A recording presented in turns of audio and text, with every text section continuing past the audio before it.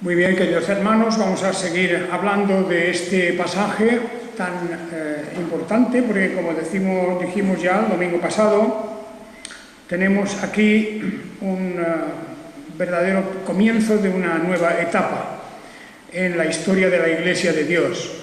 No solamente ya damos por concluido el periodo de lo que llamamos el Antiguo Pacto, sino que además ahora, inaugurado ya este tiempo del nuevo pacto, de la nueva era en Jesucristo, resulta que Dios todavía tiene para nosotros importantes cosas que decirnos, y sobre todo el cumplimiento de antiguas profecías, como las que encontramos, y hemos leído antes un pasaje, en el libro del profeta Isaías.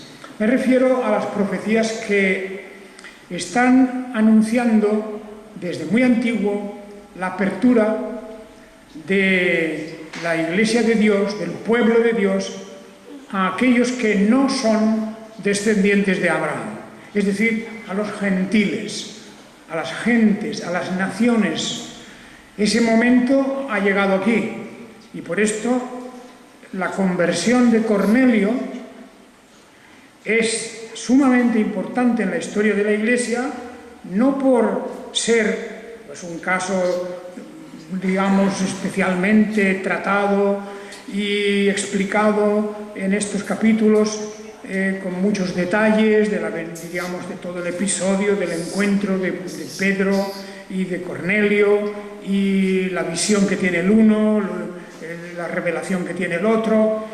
Esas cosas que son ya de sí propiamente importantes, dejan su lugar ante un hecho fundamental. Los gentiles son incluidos también dentro de la Iglesia de Jesucristo. Este es el momento.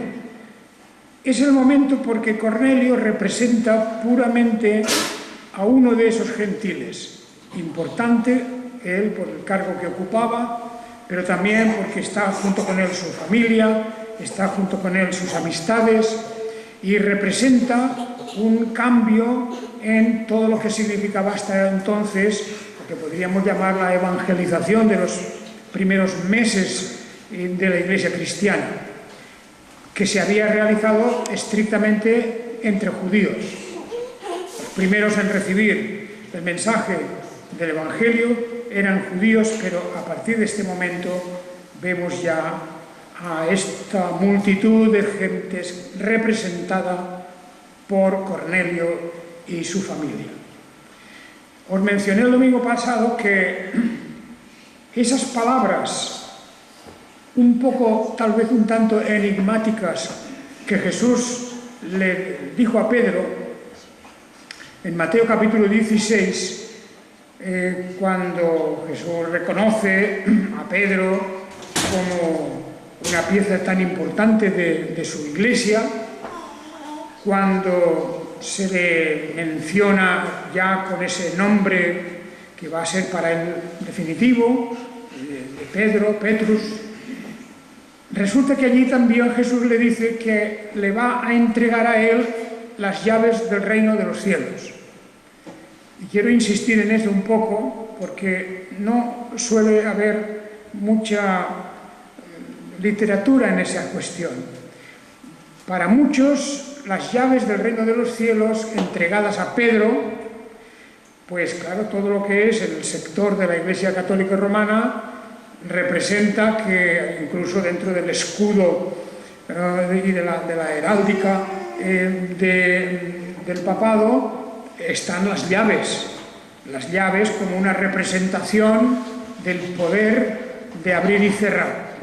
Y la interpretación que se da siempre por parte de la Iglesia Católica es que Pedro tiene las llaves de la Iglesia, de manera que el papado representa aquel que puede abrir o cerrar las puertas para entrar o salir de la Iglesia.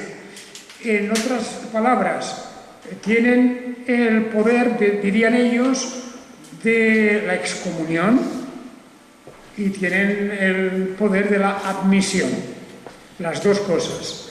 Eso estaría dentro de la interpretación católica del papado, pero nosotros no podemos aceptar esa interpretación. Lo que ocurre es que normalmente no se asocia esto más que, bueno, a un cierto poder de los apóstoles, porque hay también en plural dicho: lo que vosotros atareis en la tierra será atado en el cielo, lo que desatareis en la tierra será desatado en los cielos. Eso es algo así como un poder general apostólico y de la Iglesia. Pero no se dan cuenta muchos de que Pedro es aquel que tiene el privilegio de abrir la puerta de la nueva comunidad de Dios, del nuevo Israel, de la nueva Iglesia, a los gentiles. Los gentiles entran por primera vez de la mano de un apóstol y entran, diríamos, oficialmente. Oficialmente, ¿por qué? Porque hubo una gran conmoción cuando se corrió la voz de que también a los gentiles Dios ha dado entrada. Esto era algo chocante para el pueblo judío. Era algo verdaderamente difícil de reconocer, incluso difícil de aceptar para muchos. Y sin embargo, pues fijaos vosotros todos cómo estaban aquí todos pendientes de lo que estaba ocurriendo en aquel momento. Ahora hablaremos de aquella visita, de aquella entrevista entre Pedro y Cornelio en presencia de varios acompañantes que llevaba Pedro y de toda la familia y amistades que tenían Cornelio.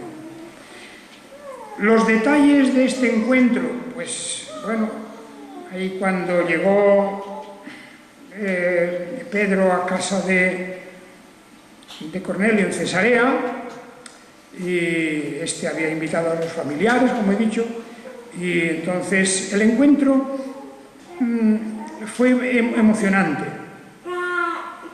Cornelio, que todavía no estaba instruido en las cosas, en los detalles de lo que estaba pasando, Cornelio tuvo una reacción al ver delante de él a Pedro, y fue la de arrodillarse delante de él, postrarse.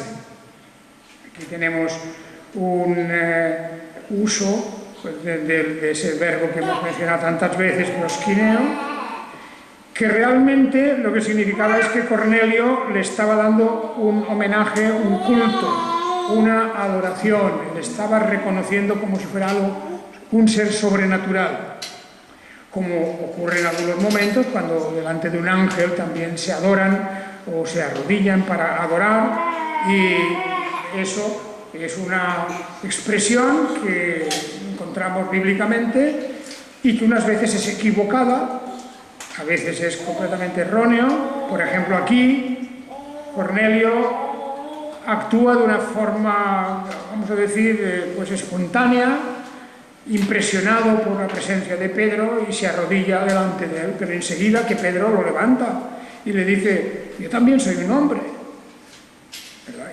Y esto no es propio, pero bien, no podemos excusarlo, y no vemos, aparte de eso, no vemos ninguna otra falta ni nada que criticar a este buen hombre Cornelio, que estaba emocionado, trastornado por el ambiente que había, con la visión que él había tenido, el cumplimiento de esa visión, como se estaba todo realizando según le había dicho el enviado de Dios.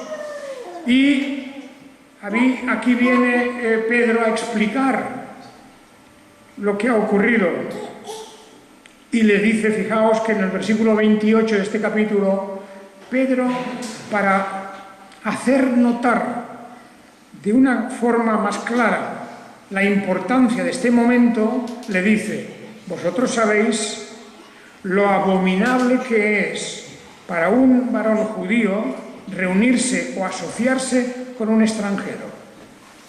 De manera que podemos ver aquí lo que significaba para un judío tener relación con un gentil con un extranjero. Había una situación que por muchas causas y que venía desde muy lejos, los mismos fariseos, sobre todo, y algunos otros extremistas dentro del judaísmo, habían inculcado una atmósfera de aborrecimiento hacia los gentiles. Y el hecho de que eran gente incircuncisa y de que estaban pues contaminados desde un punto de vista legal, desde el punto de vista de la ley de Dios, de la ley de Moisés. Bien, todo eso significaba pues que por parte de Pedro se había hecho un gran esfuerzo.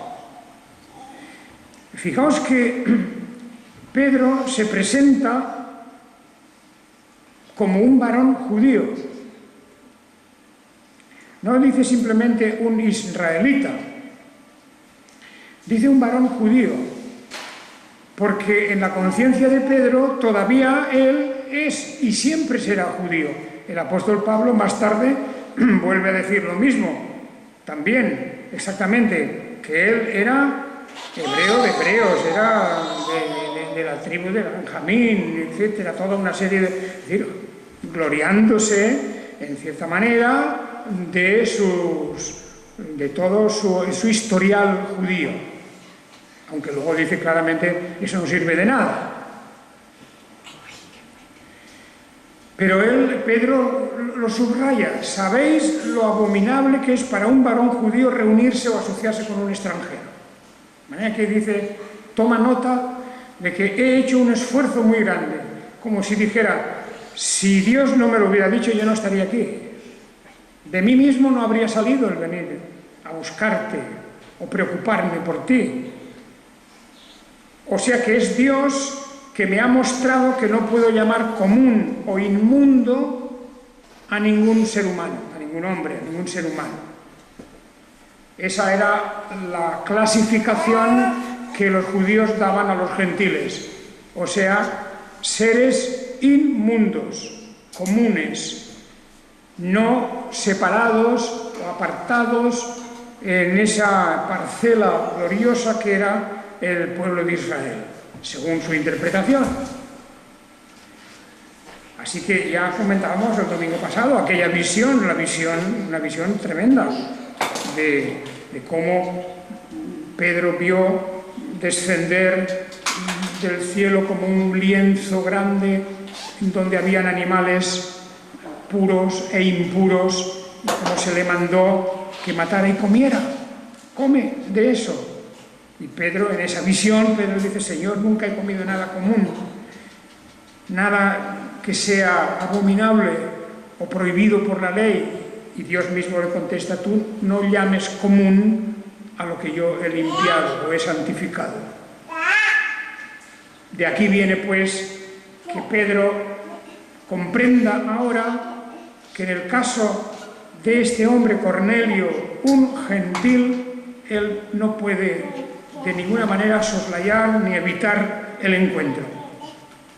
Bueno, pues ahí él refiere toda la historia y Pedro, fijaos que en el versículo 34, Pedro dice, cuando toma la palabra, naturalmente en respuesta a lo último que le dice Cornelio, el versículo 33, dice que envié a por ti y tú hiciste bien en venir. Ahora pues todos nosotros estamos aquí delante de Dios para oír todo lo que el Señor te ha ordenado. Bonita forma de someterse a la autoridad de la palabra de Dios. Estamos aquí para escuchar. Estamos aquí para aprender de lo que tengas que decirnos. Y Pedro entonces tomó la palabra. Y la primera cosa que dice es, comprendo que Dios no hace acepción de personas. Aquí tenemos una traducción algo, digamos, discutible, en un sentido. En todas las Biblias vamos a encontrar esta idea de acepción de personas. En la lengua original es una construcción muy diferente. Lo mismo en el griego que en el hebreo. la expresión acepción de personas se acerca bastante al sentido original, pero literalmente al pie de la letra no está diciendo eso. En la lengua hebrea, y también ya veréis en el griego, en la lengua hebrea lo que dice es que Dios no levanta, fijaos qué extraña expresión, Dios no levanta el rostro de nadie. ¿Qué es eso? Levantar el rostro, la cara. Para un hebreo eso era muy fácil de entender. Para una persona que vivía pues hace 2000 años, 3000 años atrás, cuando un monarca, un rey, quería mostrarle a una persona un afecto especial, un trato especial, se acercaba a esa persona, la persona naturalmente estaba con la cabeza agachada pues delante del rey, el rey que tenía el poder de la vida y de la muerte, el rey que era todo, pues la persona en presencia de un rey se ponían con la cabeza inclinada. Y entonces el rey, para mostrarle favor, venía, se acercaba y le levantaba la cabeza, le levantaba el rostro, para que lo pudiera mirar, porque nadie se atrevía a mirar directamente el rostro del rey. Y de manera que Dios aquí utiliza eso, porque en griego es prácticamente lo mismo. Dios no diferencia el rostro de nadie, dice la otra manera, lo cual indica, como repito otra vez, que los reyes antiguos mostraban su preferencia, su afecto en algunas personas, levantándoles el rostro, como diciendo, puedes mirarme, puedes contemplarme. De manera que se le hacía una distinción. Y aquí se utiliza esa expresión como otras veces en la Biblia, aparece esta expresión varias veces, y dice el Pedro, comprendo que Dios no hace acepción de personas. O sea, no distingue, Dios no es más favorable a unos que a otros. Dios no tiene en cuenta las diferencias entre los seres para favorecer a uno y no al otro. Es decir, por parte de Dios hay, diríamos, esa imparcialidad. Pero también cuidado, hemos de tener cuidado, porque esta frase la utilizan mucho las iglesias evangélicas para hablar en contra de la doctrina de la elección y de la predestinación. Porque cuando hablamos en términos, como la Biblia nos habla, de que Dios, en cuanto a la salvación, obra con toda libertad, de manera que a quien quiere llama y a quien no, no. Y como la Escritura nos enseña por todas partes que Dios tiene el poder de la elección en cuanto a la salvación, pues muchos dicen, no, eso no puede ser, dicen, porque Dios no hace acepción de personas. Como queriendo decir, Dios tiene que tratar a todos exactamente igual, también en esta cuestión de la salvación eterna. Y no puede ser que Dios elija a unos y a otros no. Una mala aplicación del término de hacer acepción de personas. Porque lo que Dios no hace, y por eso aquí figura la idea del rostro, de la cara, es una forma muy metafórica de hablar, es que Dios no se deja impresionar por nadie, ni actúa de acuerdo a la categoría de las personas. Por eso dice que Dios, comprendo que Dios no hace acepción de personas, es decir, no distingue a uno de otro por el valor que tenga esa persona, o por la importancia que tenga esa persona. Esto es lo que se demanda también de los jueces.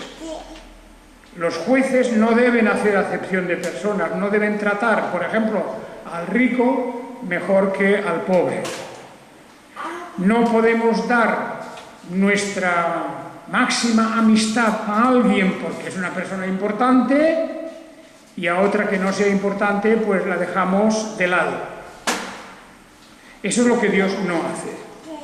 En este aspecto se refiere la idea de que Dios no hace acepción de personas. Efectivamente, no distingue entre el importante y el no importante, entre el rico y el pobre, entre el de una raza y otra raza, el de una cultura u otra cultura. Dios no hace esas diferencias, que nosotros las podemos hacer fácilmente. Podemos distinguir a las personas por estas cosas externas. Pues bien, Dios no lo hace. Por ejemplo, Pedro está diciendo aquí que comprende que Dios no hace acepción de personas en el sentido de que para él los gentiles despreciados por los judíos desprecian a los gentiles, pero Dios no los desprecia. Y los gentiles también son parte de la creación de Dios y parte de la humanidad. Y esto lo va a defender más tarde de una manera, diríamos, entusiasta y abnegada, incluso con peligro de su vida, el apóstol Pablo. El que será llamado apóstol de los gentiles, precisamente porque va a dedicarse a predicar el evangelio a los gentiles, los grandes despreciados y perseguidos también por el pueblo judío. Así que esta es la gran noticia que Pedro y la gran lección que Pedro ha recibido. Dios no hace acepción de personas, no hay diferencia entre judío y gentil, y la salvación que vengo a anunciaros también es para vosotros. También es para vosotros. Esta noticia llegará enseguida a los hermanos que están en Jerusalén.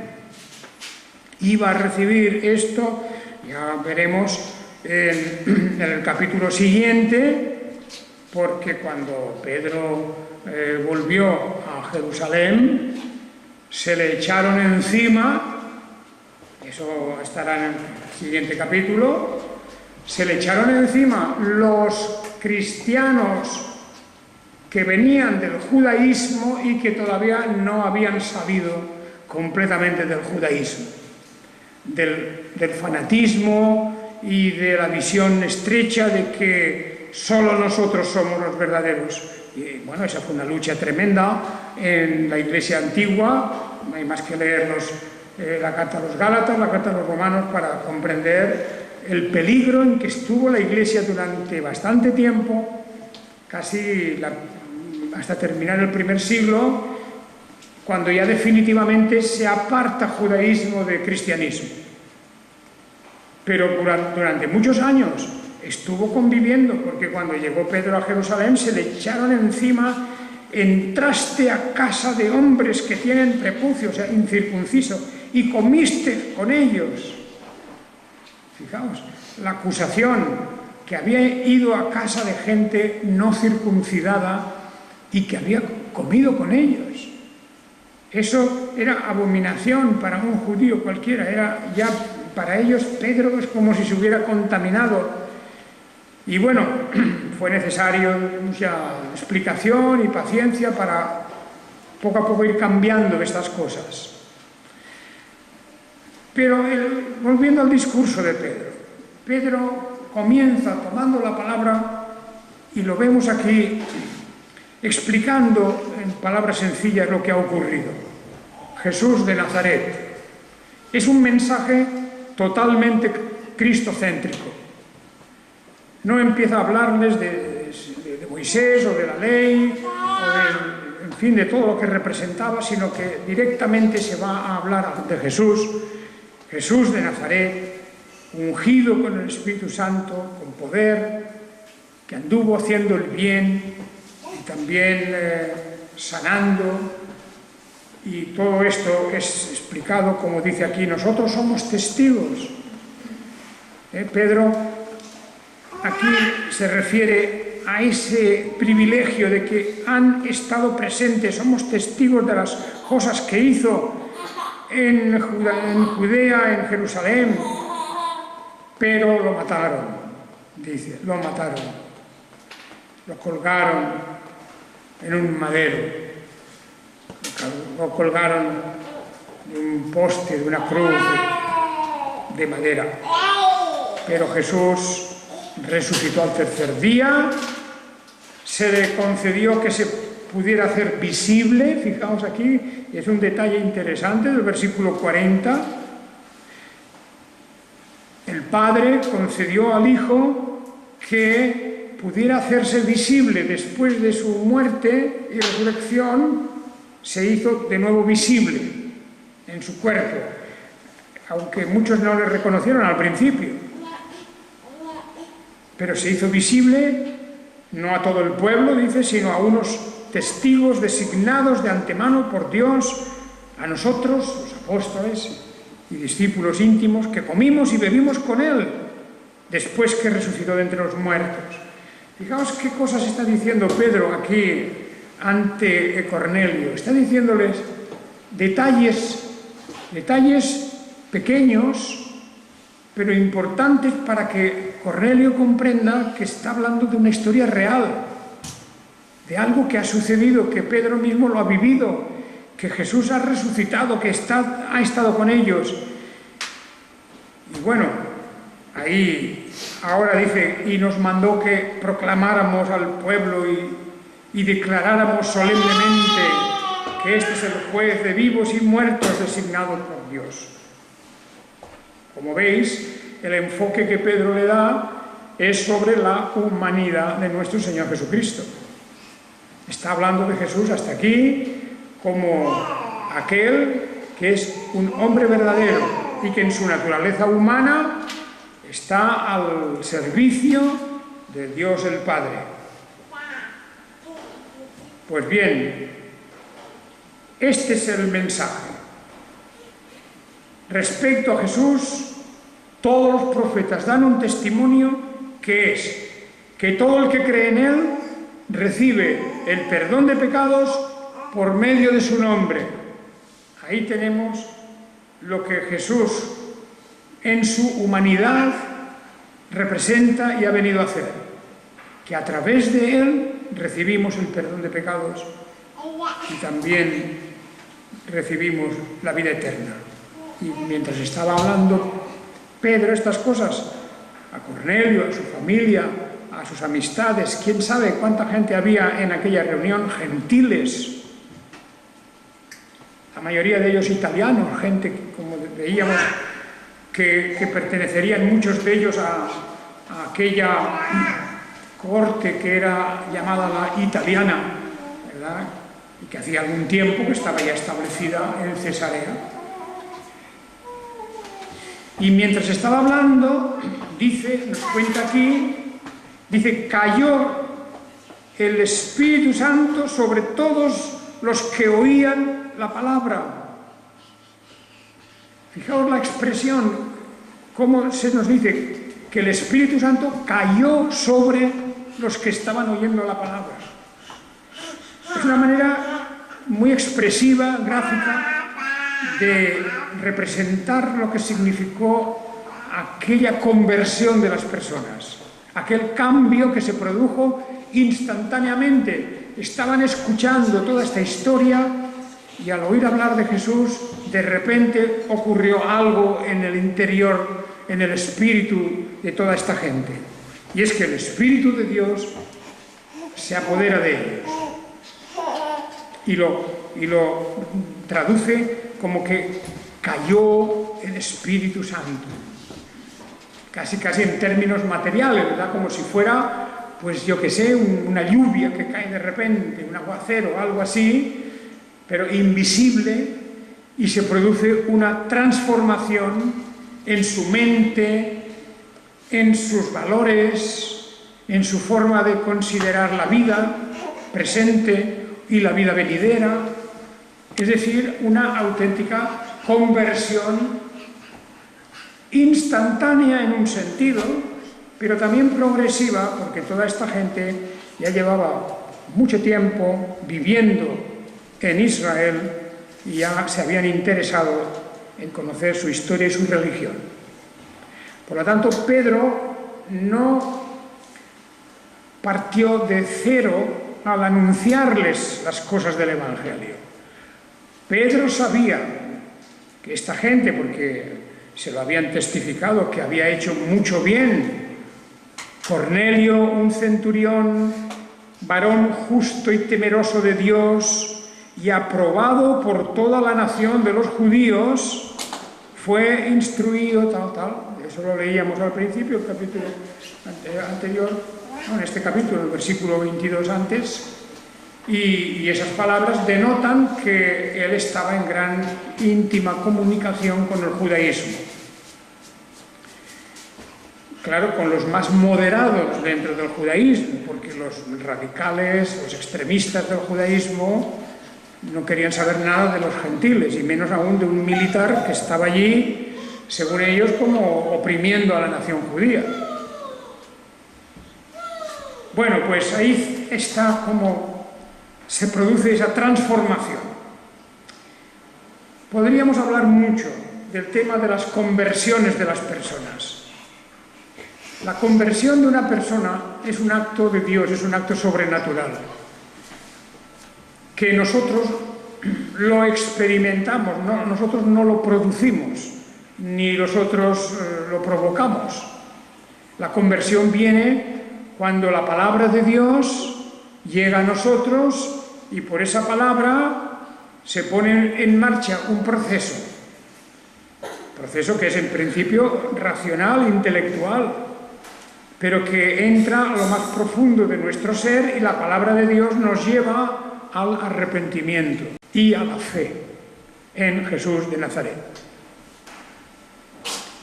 Ese proceso unas veces se produce en un instante, como aquí, como le había ocurrido a Saulo de Tarso, que fue una conversión instantánea que convierte a Saulo de enemigo en el gran apóstol para los gentiles, pero que otras veces es un proceso largo. Un proceso largo. La conversión de una persona puede tardar tiempo en virtud de muchas circunstancias, aunque siempre entrarán los mismos elementos. La palabra de Dios, porque la fe viene por el oír la palabra de Dios, la fe y el arrepentimiento. Si no hay esas dos cosas, no hay conversión. Apoyado además en la palabra. Y cuidado, porque en la historia de la Iglesia hasta el día de hoy hay muchas conversiones que no son conversiones. Hay mucha gente que piensa que porque está en una iglesia, que ha sido aceptado en una iglesia, que eso garantiza que es una persona cristiana, convertida. Y eso es un trágico error. Pues conocemos tantos y tantos casos de apostasías, de renuncias, de abandonos, de negación de lo que antes se ha profesado y se ha confesado, que, bueno, podemos decir que no, que ni de lejos, no todos los que están en las iglesias son personas convertidas. Y no vamos a hacer estadísticas aquí, ni cuántos no, cuántos sí, pero esto es un hecho porque además lo avala la Escritura. Y se nos habla de un amor falso, de una fe falsa y de muchas cosas que además las vemos cotidianamente alrededor nuestro. Es una llamada, por eso San Pablo, escribiendo a los Corintios, les dirá: examinaos a vosotros mismos si estáis en la fe. Porque la conducta de ellos contradecía los principios del cristianismo. Y yo en los muchos años que llevo de experiencia y con las cosas que he visto, pues claro, no puedo más que estar absolutamente de acuerdo con eso. Totalmente. Y por eso el Señor Jesús habló de aquella red que se echaba al mar y que sacaba peces buenos y peces que no eran buenos, y que había que descartarlos. Y habla de un campo donde el trigo y la cizaña crecen juntos. Bueno, todo eso es una realidad bíblica, es una realidad constatable socialmente. Es decir, como grupos, en los grupos cristianos, las asambleas, las congregaciones, etc., allí hay de todo, por un tiempo. Y por lo tanto, aquí, en este momento, Pedro constató que lo que había ocurrido era una conversión instantánea y auténtica, porque incluso recibieron un don especial que era que hablaban en lenguas nuevas. Versículo 46. Dice que habían derramado sobre los gentiles, les había derramado el don del Espíritu Santo porque los oían hablando en lenguas y magnificando a Dios. El hablar en lenguas, que todavía hoy día se pretende que es una de las grandes señales, pues era un don escaso. Fijaos aquí, esto fue a los gentiles, a la primera gran conversión de los gentiles. Luego, más adelante, no todos los gentiles que se convertían recibían un don de lenguas, ni mucho menos, ni mucho menos. Es que más, poco a poco va desapareciendo esto. Pero este primer bloque gentil que se convierte, Dios quiere dejar claro que es auténtico, que lo que ha pasado aquí era auténtico, era verdadero, una conversión auténtica. Y para eso les da un don especial.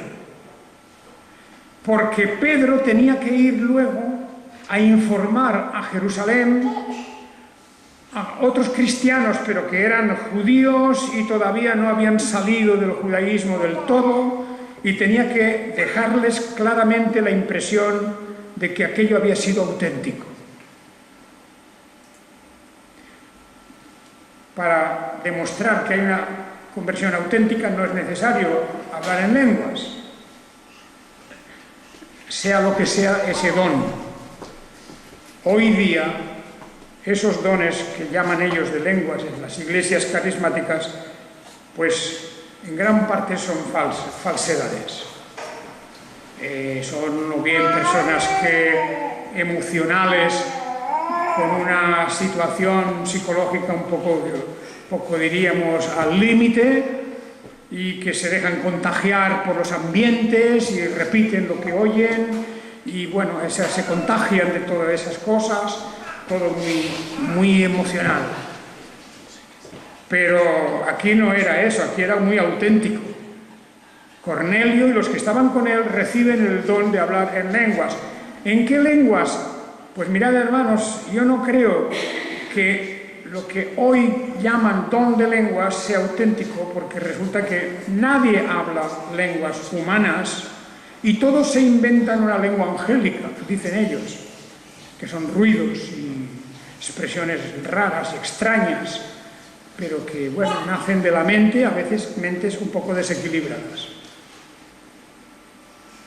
En la Biblia, cuando se habla de lenguas, se está hablando casi siempre, o siempre, de lenguas humanas, aunque no negamos que hay una cosa que se llama lenguas angélicas, que el apóstol solamente menciona en 1 Corintios 13 en una forma, diríamos, que puede ser o no. Si yo hablara lenguas humanas y angélicas, si hablara, el apóstol Pablo hablaba lenguas humanas varias. Hablaba arameo, y hablaba griego, y hablaba latín, y y todo eso se entendía perfectamente, y él, si tenía que predicar en latín, predicaba en latín, y si no en griego, y si no en arameo.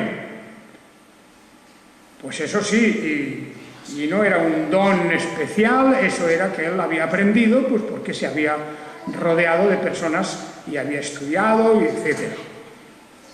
Pero de lenguas angélicas no vemos ningún caso, excepto que se menciona que existen. Entonces, aquí ocurre esto, y esto significa que se convirtieron instantáneamente. Qué cosa más extraordinaria la figura, pues, de Cornelio, qué privilegio. Pedro hizo uso simbólicamente de las llaves del reino de los cielos. Abrió la puerta, porque él fue quien luego lo presenta delante de Jerusalén, de la comunidad cristiana en Jerusalén, a pesar de la oposición que vas a encontrarse. Bueno, pues entonces termina esta cuestión con un bautismo inmediato. Bautismo inmediato, versículo 47 y 48. ¿Puede alguien impedir el agua para que no sean bautizados estos que también han recibido el Espíritu Santo como nosotros? Pregunta retórica, porque la respuesta ya está.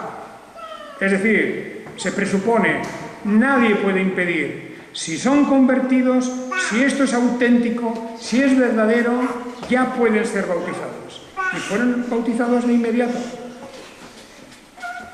Hoy, cuando un misionero va a un lugar nuevo donde el Evangelio no se ha predicado, lo primero que tiene que hacer no es bautizar, no puede bautizar, porque no hay conversión, y para que haya conversión tiene que haber instrucción con la palabra de Dios, de manera que tendrá que enseñarles lo que es el Evangelio, y una vez que se les ha enseñado, entonces, cuando reciban de verdad, cuando afirmen que ellos, si son adultos, cuando reconozcan que Jesús es el Salvador y el Señor, entonces podrán ser bautizados.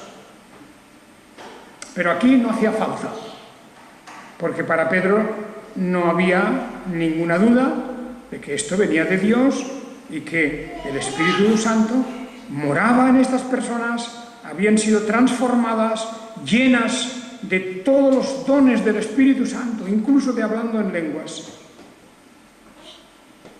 Y esto es el paso fundamental. Fueron bautizados en el nombre de Jesús, no fueron circuncidados. Fijaos en esto. Pedro, un auténtico judío y de los más ortodoxos y tradicionalistas, no habló de circuncisión. Se ha terminado la circuncisión como símbolo religioso, como símbolo del pacto. Ahora el símbolo del pacto es el bautismo.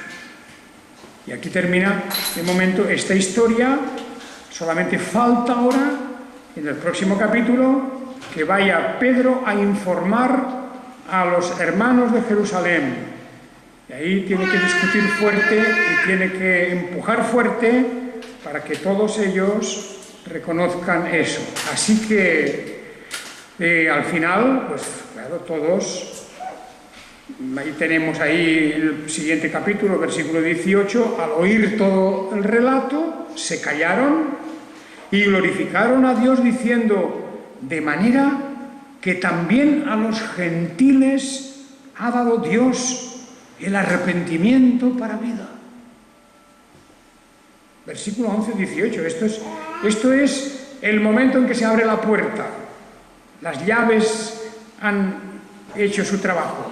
Se ha abierto la puerta y hasta los apóstoles y otros discípulos, los más tradicionalistas todavía en el judaísmo, tienen que reconocer que también a los gentiles ha dado Dios